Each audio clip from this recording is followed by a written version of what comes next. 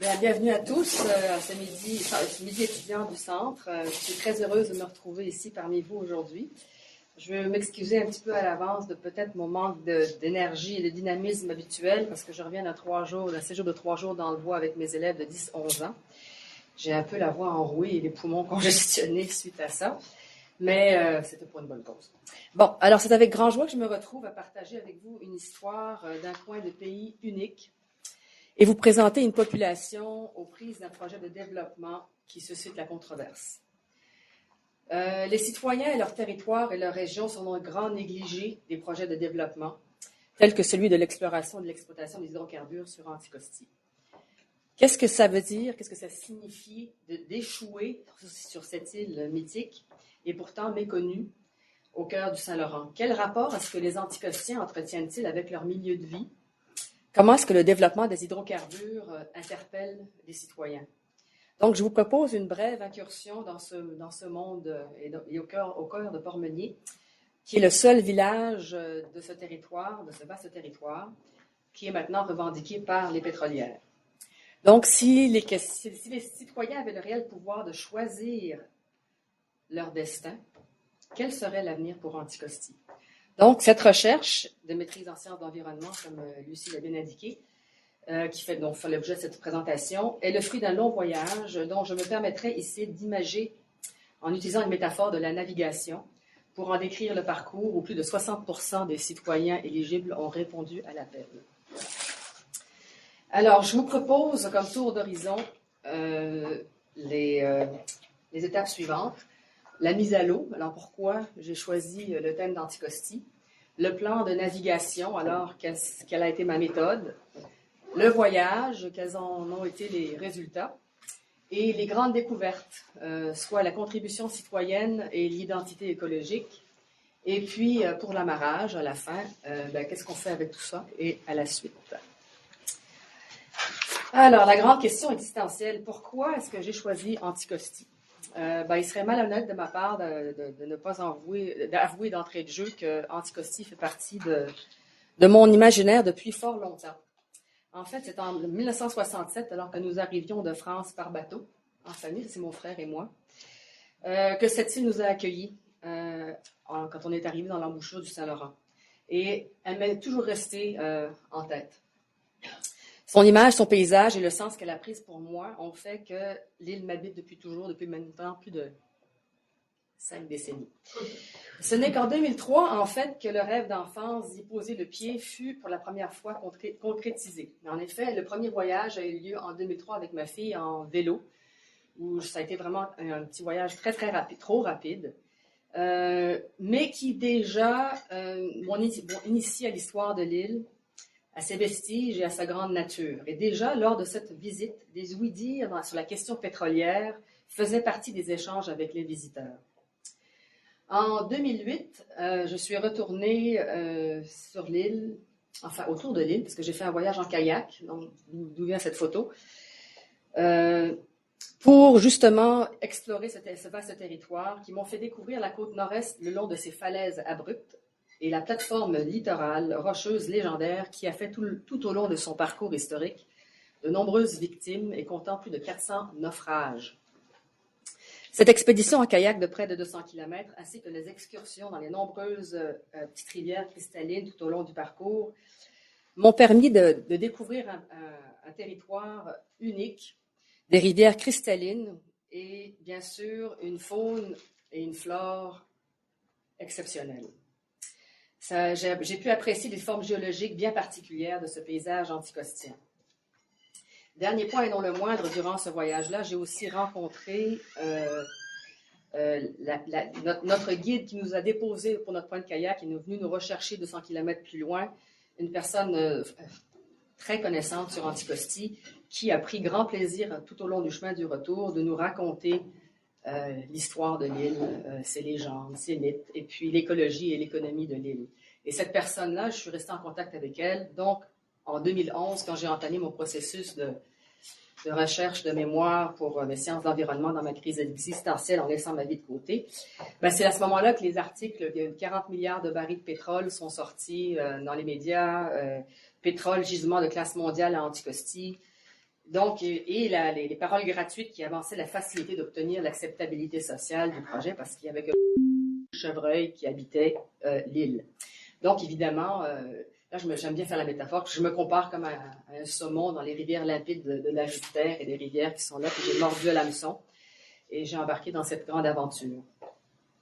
Les citoyens et leur territoire sont les grands oubliés et négligés de ces projets de développement où la question de rentabilité économique passe trop souvent avant la communauté et l'environnement. Lors de mes lectures et en suivant les reportages et les débats à propos des soi-disant milliards de barils de pétrole, accessibles seulement par fracturation hydraulique, je me suis posé beaucoup de questions face à notre relation au territoire, à notre identité, à notre culture, et évidemment aux hydrocarbures. Alors, toutes les photos d'ailleurs que vous allez voir, c'est des photos que j'ai prises lors de mes nombreux voyages. Le cas de l'exploration, l'exploitation des hydrocarbures sur Anticosti et les impacts éventuels que ceux-ci pouvaient avoir sur la communauté locale méritait une analyse approfondie et rigoureuse. L'enjeu était trop grand pour m'appuyer sur un simple questionnaire du pour ou du contre, ou encore sur la rencontre de la participation de quelques intervenants. Plus je creusais, plus je lisais, plus je rencontrais les acteurs de différents milieux, des scientifiques, des citoyens, plus j'assistais à des présentations, des colloques, des congrès, plus je réalisais l'importance de bien guider cette galère dans laquelle je m'étais embarquée. Je voulais comprendre ce groupe d'humains, son environnement, sa culture, de même que la façon de vivre et comment est-ce qu'ils s'adaptent, eux, au changement. Je voulais comprendre et vivre ce que c'était Anticosti. Je voulais comprendre ce que c'était qu'être anticostien, tout en y faisant une fouille puis une recherche historique, car pour comprendre un événement actuel, il est nécessaire d'en comprendre le contexte. Je voulais entendre les citoyens. Ils en avaient long à dire. Je voulais formation professionnelle oblige. Je dis ça parce que je voulais les entendre, parce que trop facilement, on juge un peuple sur 2 ou 3 personnes qui vont partager, surtout dans un milieu restreint. Et j'en fais un parallèle avec une salle de classe où souvent on juge une classe sur une poignée d'élèves, alors que c'est sur l'ensemble du groupe qu'on devrait porter un regard. Ben, il en est ainsi pour les communautés qui sont trop souvent balayées sous le tapis, ou encore où des propos lui sont attribués basés sur la réflexion d'une poignée d'individus. C'est trop facile de généraliser. Donc, c'était important pour moi d'aller rencontrer ces gens-là. Donc, c'est ainsi que cette recherche s'est faite dans ce milieu naturel. Et fondamentalement, elle est qualitative de nature. Elle visait à découvrir, explorer, décrire, comprendre et interpréter ce que les habitants voulaient bien partager avec moi sur leur milieu et leur mode de vie. Mais j'ai aussi ressenti le besoin de bonifier ces données qualitatives pour minimiser la critique éventuelle. Bon, mais c'est juste tes propos, c'est ton interprétation. On a toujours un peu un risque d'un biais. Donc, je voulais avoir des données quantitatives avec ça pour justement éliminer cet aspect-là puis avoir un peu plus de rigueur encore. Donc, le volet quantitatif de la recherche complémentaire aux données qualitatives ont permis non seulement de me procurer des données sociométriques, mais aussi de mieux saisir certaines tendances en ce qui concerne le positionnement des gens de l'île à l'égard de ce projet. Puis la mixité dans laquelle je me suis servi a favorisé le croisement des données et la triangulation et donne vraiment un très, très bon portrait de ce qui se passe à l'heure actuelle. Et elle s'est tenue mars-avril 2013. Et dans un contexte particulier,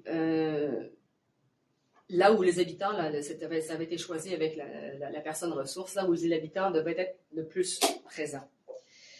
Et il s'agissait pour moi donc de saisir le plus authentiquement possible la réalité du moment. Et quand on pense qu'Anticosti est 17 fois la grandeur de Montréal, avec seulement 220 personnes qui y habitent, incluant les enfants, je me suis vite rendu compte que si je voulais que cette recherche soit minimalement significative pour que les citoyens soient écoutés le plus possible, il fallait au maximum que le maximum de monde y participe, justement à cause du faible taux de population. Si le citoyen avait le désir de réellement se faire entendre, il fallait qu'il y ait un haut taux de participation. Et ma participation à divers colloques en tant qu'auditrice, notamment deux événements assez critiques. J'ai participé à un congrès qui s'appelait NICAN ou l'avenir du Nord qui s'est tenu à Val-d'Or. Et il y avait beaucoup d'anciens et d'anciennes qui étaient là à partager les résultats de recherche en études nordiques. Et leurs commentaires primaires étaient, écoutez, c'est très intéressant que vous fassiez toute cette belle recherche avec nous, soi-disant pour nous, mais on n'est pas assez impliqué dans le processus. Il faut absolument que les communautés locales, là où vous allez étudier et faire de la recherche, soient impliquées dans la démarche et dans la conceptualisation des questionnaires, et aussi et surtout que vous reveniez partager avec nous ce qui se passe. Parce que trop souvent, vous ne revenez pas, puis on ne sait pas ce qui se passe. Donc, si vous revenez, vous partagez vos données dans un langage scientifique qu'on ne comprend pas. Ça m'avait vraiment marqué ce commentaire. Et durant ce séjour-là, je suis aussi allée voir, pas loin, le village de Malartic. Et Malartic, pour ceux qui ne le savent pas, ben, c'est le village qui est carrément éventré par la minière au Cisco. Et les Malarticois nous ont rencontrés dans le cadre de ce congrès et sont venus ici à Montréal aussi dans un cadre de Nord-Sud, de congrès Nord-Sud, et ont dit la même chose, à qui veut bien l'entendre. Oui, on a accepté le projet, mais avoir su ce qu'on sait aujourd'hui, on ne l'aurait pas accepté. Et ce qu'on veut transmettre à toutes les communautés qui font face à un projet éventuel, c'est de s'informer, puis de s'informer comme il faut avant de se positionner. Et ça m'avait frappé, ça aussi. Et donc, j'ai vraiment j'ai gardé ça en tête tout le long de mon processus d'établissement de la méthode.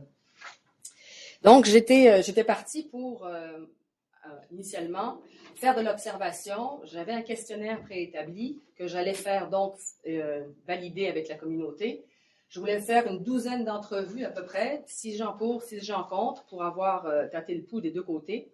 Je voulais aussi avoir des récits de vie, 2 de chaque côté, et retourner pour partager mes données. Et au départ, je planifiais de distribuer les questionnaires soit par courrier, ou bien en m'installant à un point central à Port-Meunier, soit qui est près du bureau de poste populaire et du dépanneur, c'est tout dans le même bâtiment. Je me serais installée à une table, puis j'aurais passé les questionnaires et je les aurais ramassés de cette façon-là. Et voilà ce qui est arrivé, parce que ce n'est pas tout à fait le même parcours que j'ai suivi. La rencontre préliminaire avec le comité de développement de Port-Meunier, ce comité de développement avait été organisé dans le cadre de la politique nationale sur la ruralité, a été plus ou moins percutante intérieurement, mais très, très, très révélatrice. Et ça a été même un choc initial pour moi, parce que je suis sortie de là, je me suis dit, mais qui sont ces gens-là pour me dire quoi faire? Comment passer mes questionnaires? Quoi dire? Quoi rechercher? C'est ma recherche. Je me suis retrouvée dans le bois, dans le fin fond du beau milieu, en arrière de Port-Meunier. Toute seule à penser à ça, ça m'avait frappée. Mais je me suis aussi dit qu'en étant chercheur, cela prend une forte dose d'humilité et un sens d'éthique irréprochable. Après tout, l'approche du comment administrer le questionnaire et du contenu qui fut remis en question par la communauté, ben c'est eux les experts, dans le fond. C'est eux qui connaissent leur milieu beaucoup plus que moi, qui viens du continent et du Sud, comme ils disent. Donc, j'ai avalé ma pilule et je les ai écoutés. Et après tout, comme je vous dis, c'est eux les experts du territoire. Bon, ben, cet exercice a permis de non seulement présenter, décortiquer, valider, bonifier le questionnaire, que j'ai dû changer en élargissant la recherche, non seulement sur le côté des hydrocarbures, parce que c'était vraiment là-dessus sur lequel je focalisais ma recherche, le rapport à la nature, la culture, les savoirs traditionnels, mais par rapport aux hydrocarbures. Et j'ai élargi ça pour inclure le développement en général. Et donc, suite à ma rencontre avec le comité de Port-Meunier, les citoyens m'ont dit, bon, ben Anne-Isabelle, il faut absolument que tu mentionnes que ta démarche est personnelle et non subventionnée par les pétrolières, le gouvernement ou autre institution à cause de la méfiance omniprésente qui règne à Port-Meunier. Je suis d'accord. Ils ont dit, il faut que tu participes aux émissions de radio communautaires pour te faire connaître. OK. Et ils m'ont suggéré d'aller porte à porte plutôt que d'envoyer le questionnaire par courrier ou de m'installer en face du bureau de poste pour distribuer le dit questionnaire. Il dit, après tout, et puis c'est vrai, nous on est pareil aussi, quand on reçoit quelque chose par courrier, adressé à tout le monde, ben, en général, ça va dans la poubelle. Donc, c'est ainsi qu'ils m'ont dit, les citoyens seront beaucoup plus ouverts à te répondre si tu vas directement les rencontrer. Et honnêtement, ils vont être aussi beaucoup plus ouverts à partager avec toi certains propos, parce que là, ils ne sont pas en public. Ils vont être seuls face à face avec toi dans le cadre de porte, et tu en entendras beaucoup plus. D'accord.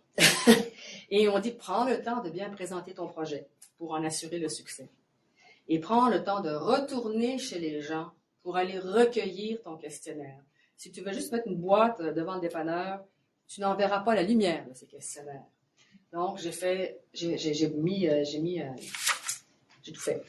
J'ai fait ce qu'ils m'ont dit. Et comme vous allez constater, cette collaboration préliminaire avec la communauté a été cruciale à la réussite de ma recherche. Sans avoir fait cet exercice-là et appliqué ce qu'ils m'ont suggéré de faire, je n'aurais pas eu ce que j'ai ici avec vous à partager. C'est ça la fameuse rivière Jupiter, où juste un peu plus en haut de ce point-là, ils sont en train de faire les premiers carottages. Ce que ça a donné? Bon, ce changement de cap a fait que j'ai eu beaucoup plus de réponses avec le questionnaire qu'anticipé. Et comme il y avait été bonifié, j'avais maintenant énormément de matière à digérer.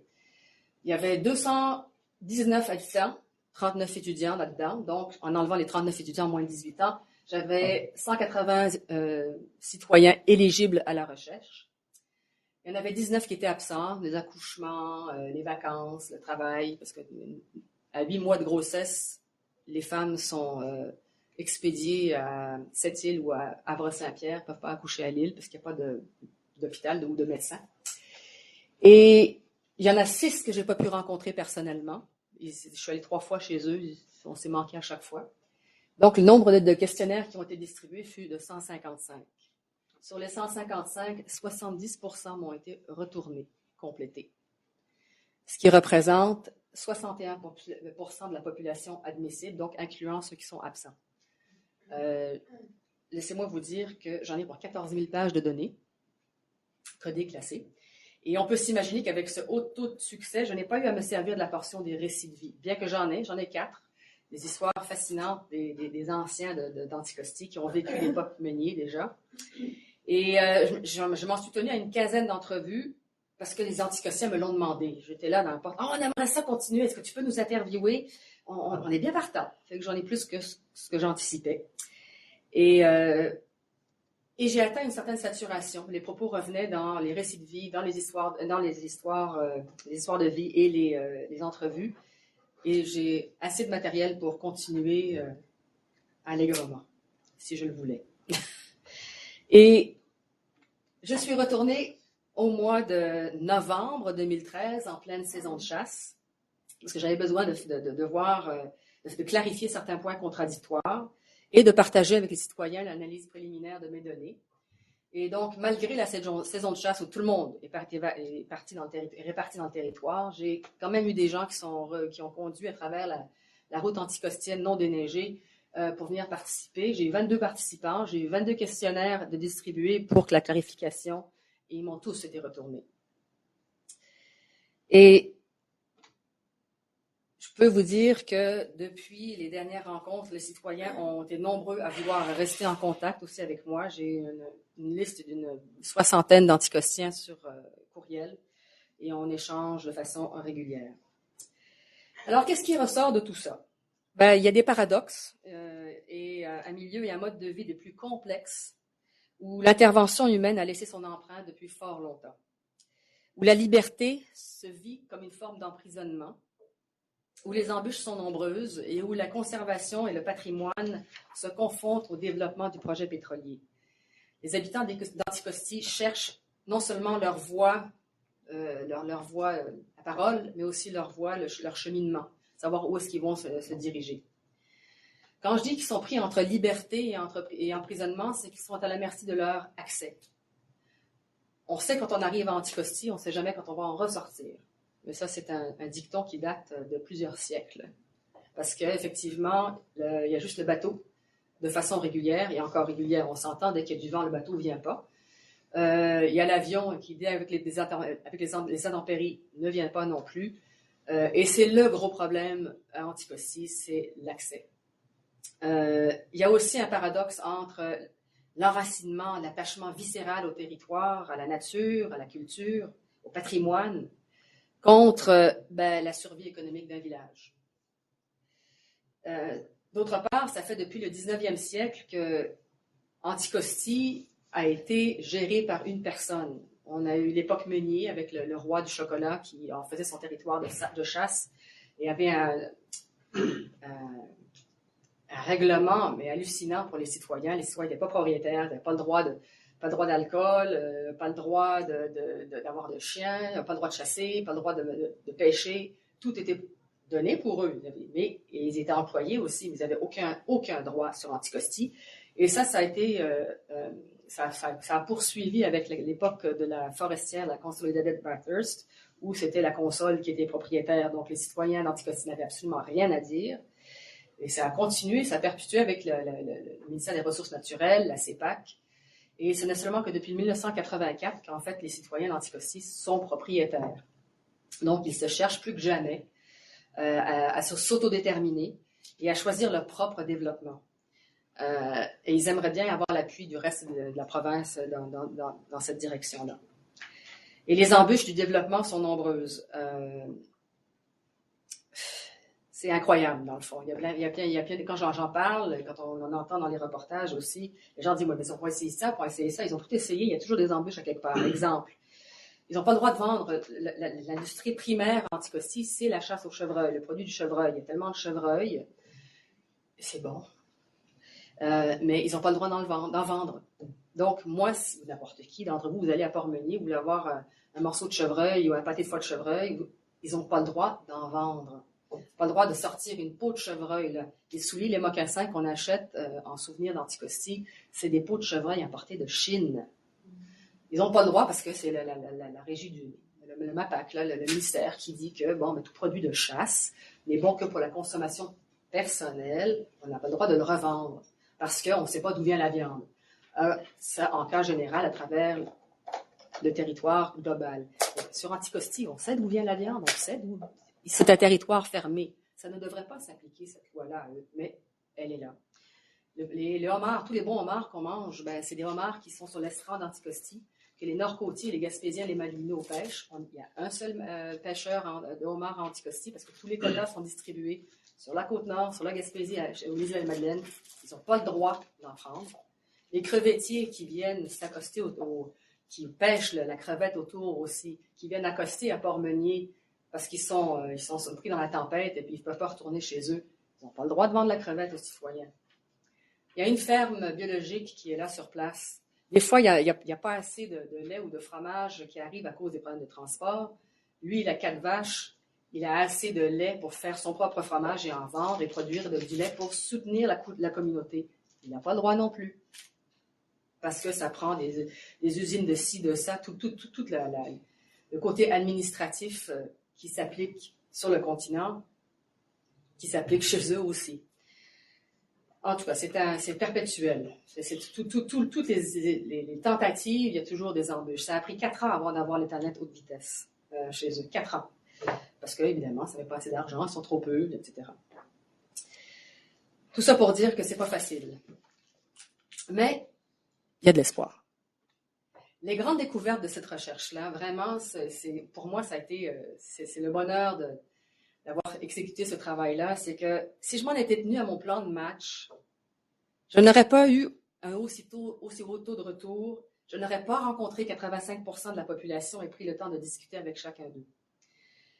Et ça a été, je sais qu'il y en a qui n'aiment pas le terme riche ici, mais ça a été très, très, très, très riche de rencontrer tout ce monde-là. C'est des gens qui connaissent leur territoire et aiment leur territoire, bien plus que grand nombre des citoyens qui sont en ville ici et qui sont la régie de nos lois. Je n'aurais jamais vécu Anticosti de la façon dont je l'ai vécu si je n'avais pas suivi leurs conseils. Si je m'étais fiée à mon plan initial, qui ne s'attardait qu'à la question des hydrocarbures, au lieu du visionnement, la vision du développement en général, ça aurait été clair que les résultats auraient révélé une population clairement divisée 50-50, ce qui aurait fait probablement le bonheur des pétrolières et du gouvernement. Pourtant, lorsque confronté à la question, et ça venait de eux, pas de moi, cette question-là, quel avenir pour Anticosti, ce ne sont que 21% des citoyens qui ont parlé du pétrole. Tout le reste, c'est énergie renouvelable, les produits forestiers, la transformation des ressources sur place, l'écotourisme, la conservation. Si les citoyens de Port-Meunier ne m'auraient pas demandé de rajouter cette question-là, le résultat de ma recherche aurait été 50-50. C'est énorme. C'est énorme. Pour moi, ça a été le plus révélateur. C'est ce qui indique que si les anticostiens et les anticostiennes avaient vraiment le choix, ils feraient bien autre chose. Et ce développement serait durable et mettrait en valeur l'identité et la culture anticostienne selon leurs besoins et leur potentiel existant. Autre découverte fort intéressante, c'est la place de l'identité écologique dans le positionnement citoyen et sa contribution à une meilleure compréhension de l'acceptabilité sociale. Juste pour me remettre un petit peu dans le contexte, l'identité écologique, selon Thomas Shaw, c'est la relation entretenue avec la Terre sous toutes ses formes, qui se manifesterait chez l'individu à travers sa personnalité, ses valeurs, ses actions et la conscience de soi. La nature, donc, devient un objet d'identification à part entière. Donc, on peut dire que l'identité écologique, c'est un produit de l'interaction avec le milieu de vie, à la fois la nature et la culture. Elle est à la fois individuelle et collective, et elle se forge d'abord dans la communauté de proximité. Elle est associée au développement d'un savoir-être, d'un savoir-faire, d'un savoir-vivre qui est unique à l'image de la communauté. Et quand on peut mieux saisir l'identité écologique des gens de l'île, ça nous a permis à contribuer à une meilleure compréhension de la problématique du débat sur le projet pétrolier et à mieux comprendre leur positionnement. Si j'étais arrivée juste là avec la question de l'acceptabilité sociale sans me soucier de tout ce que c'est que de vivre en Anticosti, j'aurais pas eu le même résultat non plus. Notre identité, notre patrimoine, alors ça, je leur ai demandé, ça veut dire quoi pour vous? C'est ce qui nous reste, c'est notre histoire, c'est nos bâtiments, notre peuple, nos mœurs, nos coutumes. C'est ce qui nous distingue, ce qui nous représente. C'est notre territoire, notre culture, notre nature, c'est la chasse, la pêche et c'est notre liberté. Et compte tenu de la valeur patrimoniale accordée à l'île d'Anticosti et l'attachement sans équivoque que tous les insulaires ont à ce territoire, à la nature, à la culture évidemment, j'avancerai même au terme de cette recherche que l'identité écologique est au cœur du positionnement. L'enracinement, l'engagement, le savoir-être, vivre et faire intime du territoire et des ressources sont prépondérantes et permettent d'envisager de multiples alternatives de développement à saveur typiquement anticostienne, qui misent sur le long terme et la pérennité de la communauté. L'histoire de l'île, le patrimoine, la nature sauvage, le mode de vie insulaire, les ancêtres, le paysage, le tissu social, la communauté, l'entraide, la coopération, font tous que, pour eux, Anticosti, c'est eux. 83% pensent qu'Anticosti devrait faire partie du patrimoine naturel du Québec. 71% pensent que ça fait partie du patrimoine culturel. Ils aiment y vivre malgré les embûches, malgré le milieu de vie restreint avec ce que ça peut apporter, malgré les intempéries, l'éloignement et les inconvénients qu'ils peuvent y avoir. Il est possible d'apprécier l'importance de l'identité écologique en tant que facteur déterminant, non seulement d'un certain niveau d'engagement, mais surtout d'acceptabilité sociale. Et j'aimerais ça ici rajouter un petit mot de Fred Pellerin ici. J'aime bien Fred Pellerin, notre grand conteur, qui dit on est tous devenus des régions ressources à un moment donné. C'est humiliant, ça, être une région ressource. Pourquoi? Parce qu'être rien d'autre qu'une ressource, ça t'efface. Moi, je l'habite, la région. Puis on me voit comme une ressource. Je ne suis pas une ressource. Ma région, ce n'est pas une ressource, c'est un lieu de vie, un lieu d'épanouissement, un lieu de construction, d'invention, d'organisation, de rencontre. C'est mes amis, la famille, les projets. Qu'est-ce qu'on fait de tout ça? C'est quoi la suite? Eh bien, il reste tout un travail en profondeur à effectuer sur l'unique question de l'identité écologique par rapport au positionnement face à une industrie invasive voulant s'implanter sur un territoire. Il y a des liens fort intéressants qui peuvent être identifiés et surtout approfondis. Un sujet de thèse en soi. Je pourrais juste très rapidement, par curiosité, partager avec vous les les différentes possibilités. On pourrait faire une recherche sur identité écologique, positionnement et statut de natifs, non natifs, insulaires, non insulaires, ceux qui sont nés sur l'île par rapport à ceux qui sont arrivés sur l'île. Il y a des écarts intéressants, vous allez voir. On pourrait faire aussi identité écologique, positionnement et genre entre hommes et femmes. Assez révélateur. La même chose pourrait être dite pour identité écologique, positionnement à travers les générations, les jeunes, moins jeunes, selon l'âge et le travail et l'âge d'or. Et bien sûr aussi l'identité écologique, le positionnement et le rôle de l'éducation. Très rapidement, regardez ça, c'est quand même hallucinant. En rouge, c'est les gens qui se disaient, selon mon questionnaire, soi-disant en faveur, et en vert, c'est ceux qui étaient autres, tout sauf en faveur du projet. Les hommes par rapport aux femmes, c'est quand même assez intéressant de voir que les hommes sont plus en faveur du projet pétrolier que les femmes, que les natifs sont moins en faveur du projet pétrolier et que les non-natifs le sont plus. Est-ce que le lien au territoire aurait à faire avec le positionnement? Est-ce que le genre a quelque chose à faire sur le positionnement? Les gens qui se disent la nature fait partie de mon quotidien. Comment est-ce qu'on vit Anticosti? Les gens qui sont en faveur sont un peu moins de 70% à dire que oui, la nature fait partie de leur quotidien et au-dessus de 85% pour les gens qui sont contre. La question du savoir traditionnel, les gens qui sont en faveur, il y a à peu près 65% des gens qui sont en faveur qui disent qu'il existe, alors que ceux qui sont contre sont 80%. Il y a toujours une différence ici aussi. Et patrimoine naturel, les gens qui sont en faveur le pensent à 70%, alors que les gens qui sont contre le voient à 90%. C'est quand même intéressant de voir cette différence-là quand on commence à dépouiller et à séparer les gens du pour et du contre. Et j'ai fait juste effleurer ça. Je me dis, ouais, ce serait fascinant d'aller plus loin pour découvrir. Mais c'était pas le but de ma recherche, c'est juste une recherche, une maîtrise en sciences de l'environnement que j'ai fait pour un doctorat. Bien que des fois, je me pose la question.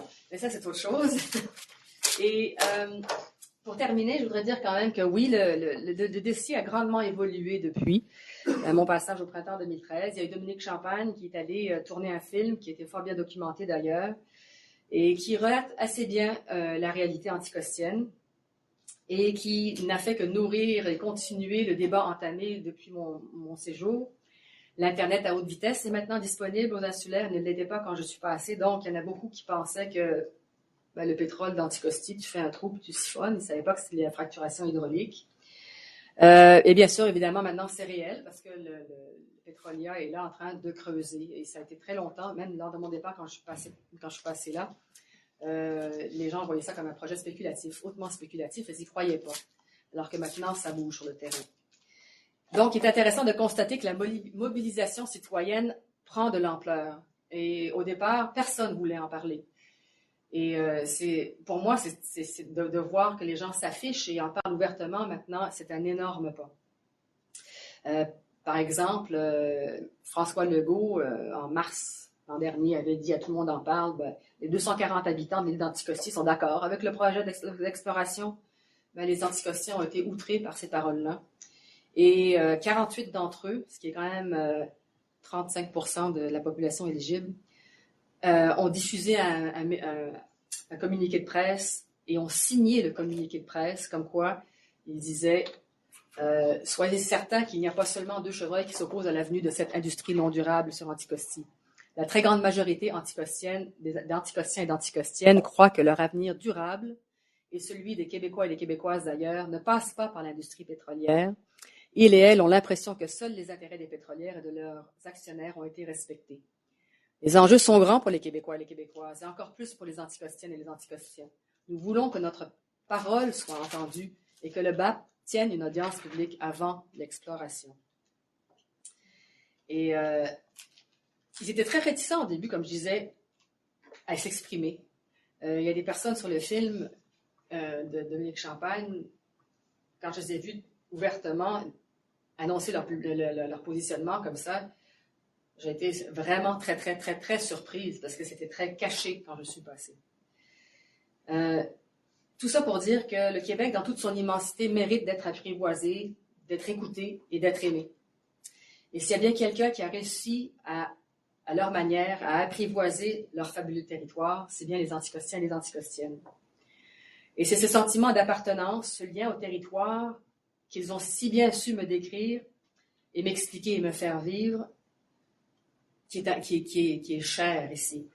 Leurs témoignages et leurs voix méritent d'être entendus et d'être partagés, car le territoire du Québec, il en a grandement besoin. Et je finirai ici par une parole de nul autre que M. René Lévesque. Une population dont le territoire est planifié par d'autres, aménagé par d'autres, géré par d'autres, exproprié par d'autres, dans un but et une perspective établie par d'autres et au profit des autres, est réduite à l'insignifiance. Merci.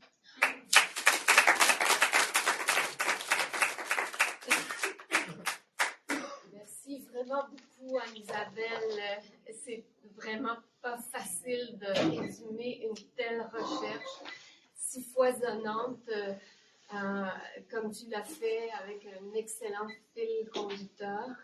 On a essayé de voyager avec toi sur cette île fabuleuse. Alors, il nous reste un petit peu de temps pour les questions.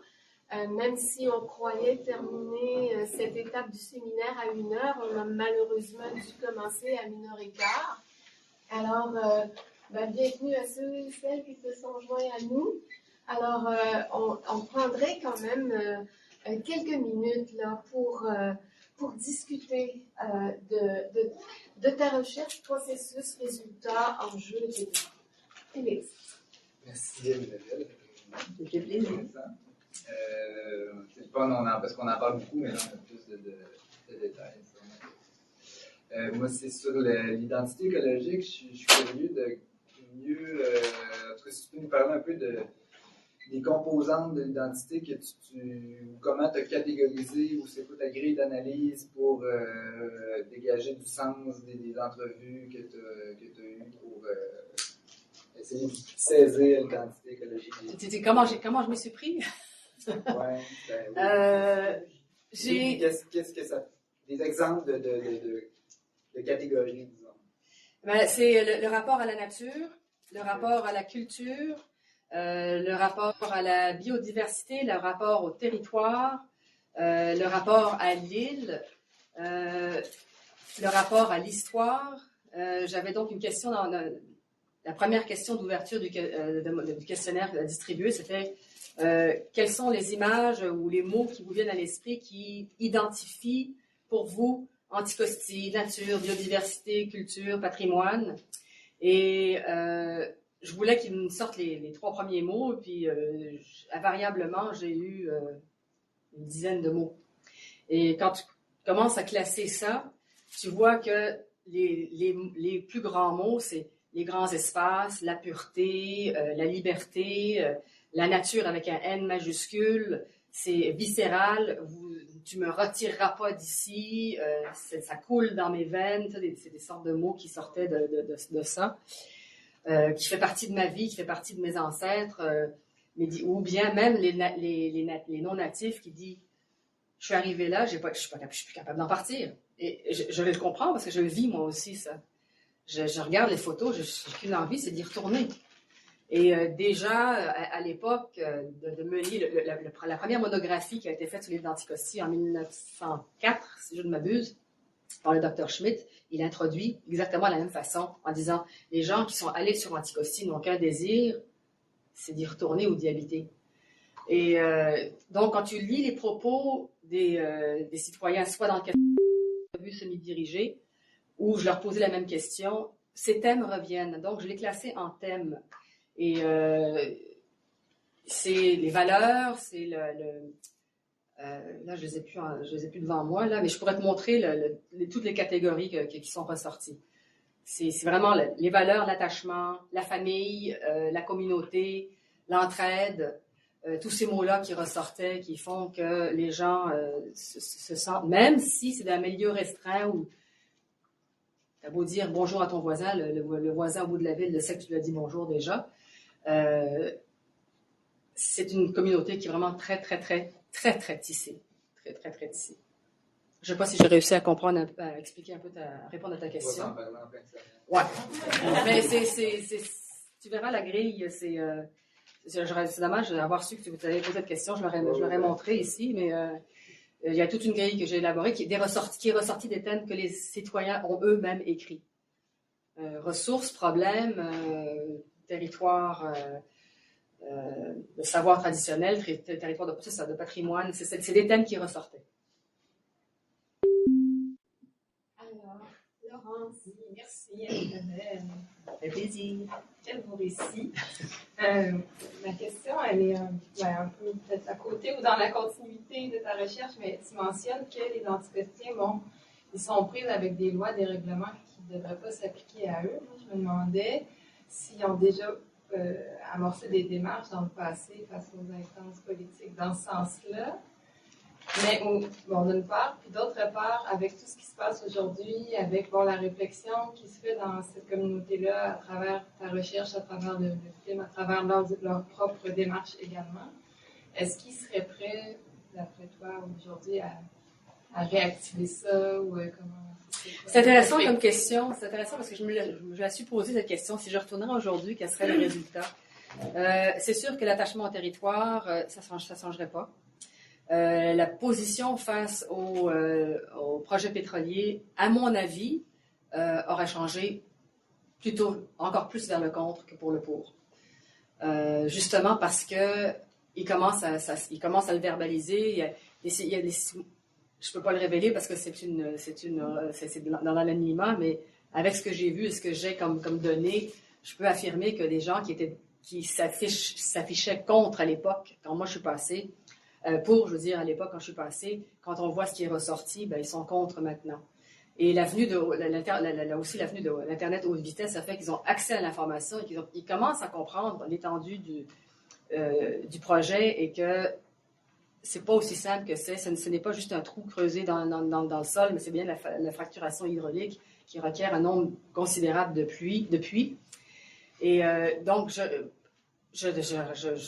pense, je ne sais jamais, là, mais je pense qu'il y en aura encore moins qui seraient pour le projet. Ça, c'est clair. Ouais. Oui, Jérôme.